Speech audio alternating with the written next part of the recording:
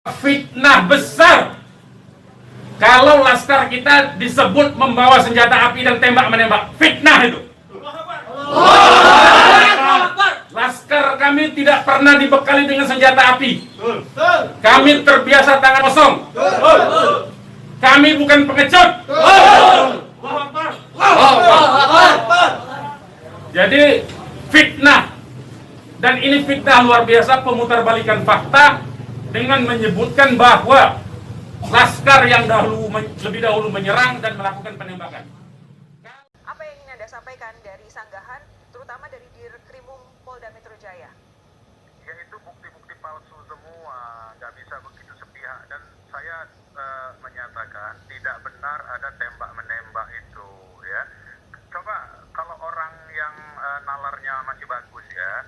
Tadi kan sudah diputarkan rekaman. Jelas-jelas pengawal Habib Rizik itu menyatakan bahwa itu kalau mereka ingin memotong, kalau mereka ingin menyalip, berarti kan ada upaya-upaya dari pihak yang menguntit itu untuk menyalip, dan berdasar itu kan baru sebagian. Sebentar.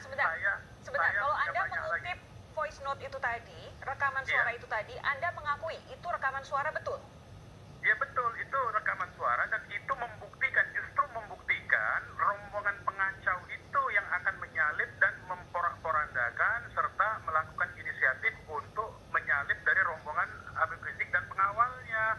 Itu kan terdengar tadi. Kan terdengar kalau mereka nyalip kita ini. Dan kemudian kan ada nongkrong aja warung kopi. Di mana bentuk serangannya? Coba. Orang waras dan normal pikirannya mendengarkan cerita voice note tadi itu terbantahkan sendiri apa yang dipaparkan ada serangan. Tidak ada serangan. Itu disuruh nongkrong di warung kopi kok serangan. Jadi tidak betul itu. Jadi saya minta sekali lagi, media tidak mengembangkan narasi tembak-menembak dan serangan kepada pihak kepolisian. Karena yang menguntit itu tidak menggunakan seragam. Dan tidak menggunakan seragam itu bagaimana bisa dibuktikan bahwa itu dari pihak aparat kepolisian? Kalau pihak aparat kepolisian, sebagaimana yang sudah kemarin disampaikan, ya, datang ke rumah Habib Rizik menyampaikan surat pemberitahuan. Itu yang baik-baik, begitu kita terima kok. Bagaimana? Begini, penjelasan dari Kombes Tubagus Adi Hidayat bagaimana orang soal voice note yang Anda akui itu benar adalah Pak Tubagus menyatakan saat kejadian mobil Polri hanya satu. Dua mobil mepet petugas yang akan hentikan lalu melakukan penyerangan. Ada bukti voice note.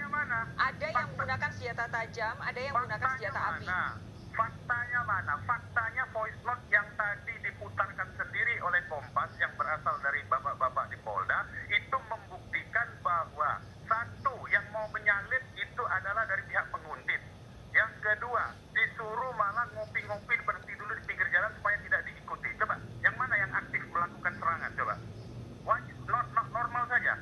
Ya? Kalau disampaikan bahwa sedemikian rupa dipancing petugas lalu dipepet. Dipancing yang mana? Yang memepet itu justru mereka. Mana ada pancingan memepet? Kok ada pancingan memepet? Tidak ada di voice note tadi, tidak ada. Itu fakta dari mana? Yang saya dengar tadi ada yang meminta untuk ngopi-ngopi dulu. Coba kalau mereka mengikuti. Ya, lihat coba mana yang mengikuti. Kecuali memantau. Tidak ada. Pepet tidak ada. Oke. Kan ini jadi fakta. Jangan diputarbalikkan. Kemudian narasi dan opini jangan diubah-ubah. Kita sudah paham cara kerja, kita sudah terima mekanisme hukum, dan gunakanlah mekanisme hukum. Kalau ada seorang tiba-tiba di jalan diikuti dengan orang tidak berseragam, tidak menunjukkan identitas sebagai aparat hukum, kemudian mepet-mepet mobil, memecah barisan mobil yang menuju ke pengajian, yang di dalam rombongan itu ada bayi 2 orang. Saya ingatkan, di rombongan itu ada bayi 2 orang, ada balita 3 orang. Ada balita 3 orang, bayi 2 orang, ada perempuan di situ. Bagaimana orang tidak takut bahwa itu adalah preman?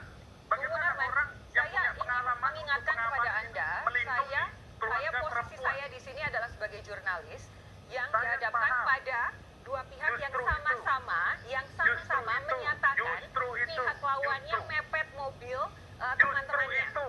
Justru itu saya bantah fakta itu. Ini ada bayi, ada balita, ada perempuan di mobil, ada orang tidak berseragam melakukan manuver-manuver dengan memepet kendaraan rombongan perempuan dan bayi. Bagaimana sebagai respon dari orang yang ditugaskan mengawal, Laskar tentu saja berupaya untuk mengamankan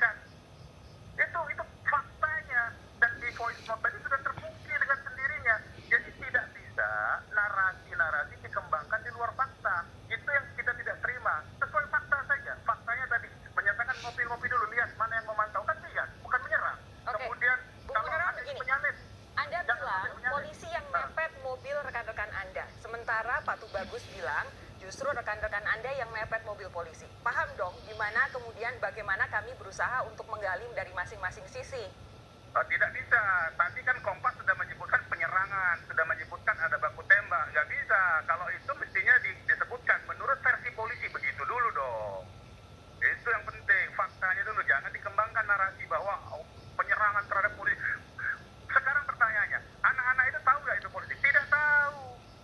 Bagaimana tahu itu polisi? Berseragam tidak, menunjukkan identitas tidak, menunjukkan surat tugas tidak. Bagaimana tahu itu polisi? Tiba-tiba masuk ke rombongan mau memepet. Oke. Prof Niki, saya ingin dengar respons Anda dari penjelasan yang baru saja disampaikan oleh Bung Munarman. Saya